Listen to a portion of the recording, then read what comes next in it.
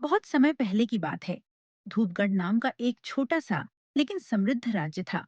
इस राज्य के राजा थे राजा विक्रमकेतु। राजा विक्रमकेतु का कद ऊंचा, मूंछें तनी हुई और आवाज गूंजदार थी।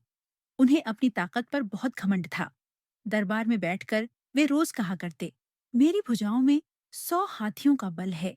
मैं किसी से नहीं डरता, यहाँ तक कि जंगल के राजा शेर से भी नहीं। दरबारी तालियां बजाते, मंत्री सिर झुकाते और राजा का सीना और चौड़ा हो जाता। घमंड की घोषणा एक दिन राजा ने पूरे राज्य में घोषणा करवा दी। मैं स्वयं जंगल जाऊंगा और यह साबित करूंगा कि राजा विक्रम केतु को किसी शेर वेर से डर नहीं लगता। यह सुनकर मंत्री घबरा गए।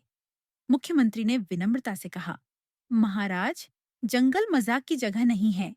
शेर बल से नहीं, चालाकी से हमला करता है। राजा हंस पड़े। अरे मंत्री, तुम डरपोक हो। देखना, मैं शेर को आंख दिखाकर भगा दूंगा।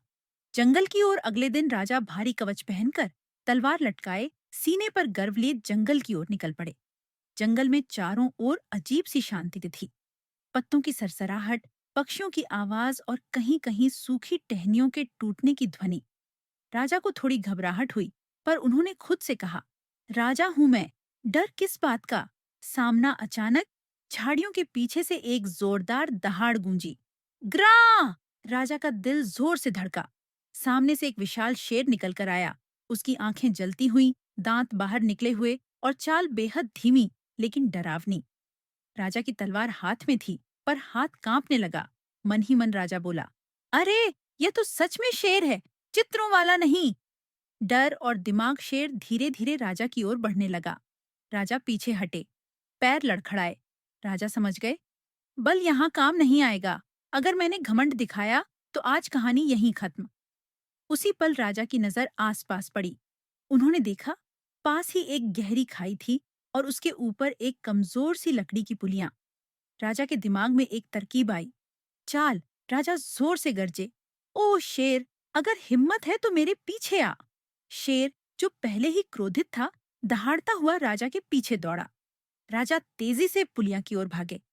वे हल्के थे, पुलिया ने उनका भार सह लिया, लेकिन शेर भारी था। जैसे ही शेर पुलिया पर चढ़ा, छर्रर, लकड़ी टूट गई। शेर खाई में गिर पड़ा। करुणा का पल राजा हांफते हुए रुके, फिर धीरे धीरे महल की ओर लौटे। दरबार में पहुंचकर राजा ने सबके सामने कहा, आज मैं जीतकर नहीं, सीख कर लौटा हूं। सच्ची ताकत मांसपेशियों में नहीं, दिमाग और धैर्य में होती है। और सबसे बड़ी शक्ति है घमंड को छोड़ देना।